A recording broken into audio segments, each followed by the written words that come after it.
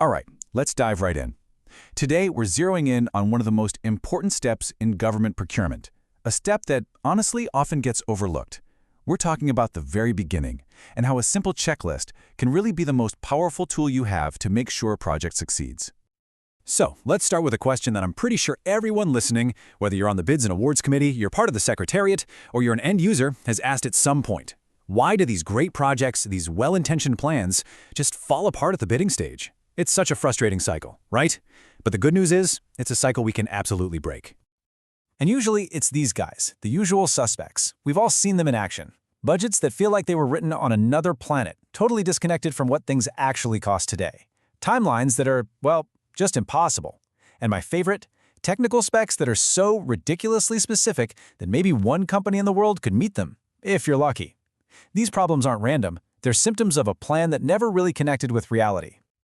But what if there was a strategic tool designed to stop all of this before it starts? This is exactly where we pivot from being reactive to being proactive. So let's jump into our first section, market scoping. So what exactly is it? Think of market scoping as your intelligence gathering mission. It's the formal way of saying you're doing your homework before you lock in the plan. And this is not just about ticking a box for compliance. It's about arming yourself with real-world data to build a procurement plan that's actually designed to work. And just to be clear, this isn't just a friendly suggestion or a best practice. As you can see from this quote, right from the official form, it's a legal requirement. This process is what ensures your plan is defensible, it's grounded in facts, and it's aligned with the law. So yeah, this due diligence is baked right into the rules. Okay, so we know why it's so important. Now, let's get to the fun part, the how. In our second section here, we're going to get practical and look at the steps for gathering all this vital market intel. Now, what's really great about this is the flexibility. You don't have to do everything on this list. You could talk directly to suppliers, maybe attend a conference, or just dig into some industry reports. You can even leverage the data that's already in FieldGeeps. The whole point is to pick the activities that make the most sense for your project. You know, if it's a complex IT project, talking to suppliers is probably way more valuable than anything else. And this right here, this is the key.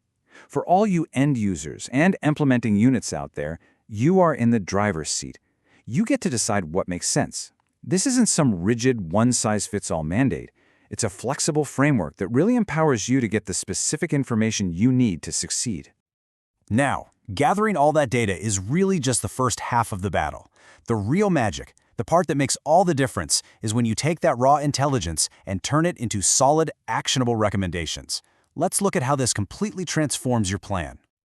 I mean, just look at this before and after. Before, your budget might be, well, I guess, maybe last year's number plus a little extra. But after, it becomes a realistic, data-driven estimate that the BAC can actually trust because it's based on real price quotes and what the market is doing right now.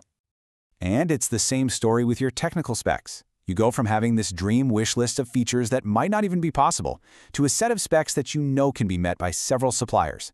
That one shift alone hugely increases your odds of getting good, competitive bids. And finally, timelines. We stop just picking a hopeful deadline off the calendar and instead create a feasible timeline that's been confirmed by talking to the actual people who will be delivering. That's how you keep a project on track. So, when you bring all your research together, these are the key things your recommendations need to cover. You've got to address the cost, the specs, the timeline, and even think about potential risks, like how volatile prices might be. This is what makes your procurement plan basically bulletproof. And making it all official is super simple. It's a two-step process. The person in charge prepares the document, and the head of the unit signs off on it.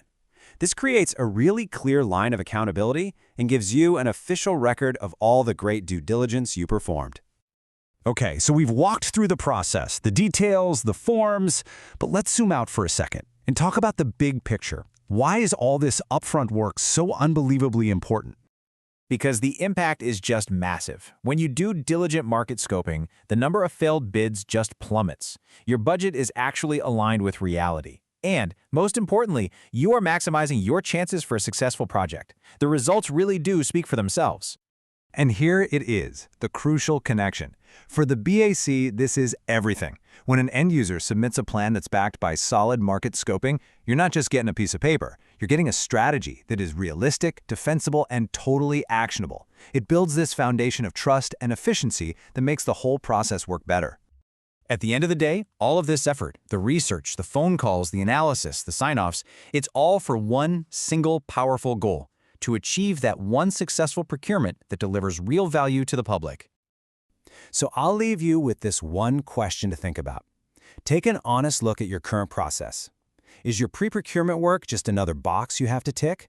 Or is it a strategic mission to set every single project up for success right from day one? The answer to that could change everything. Thanks for tuning in.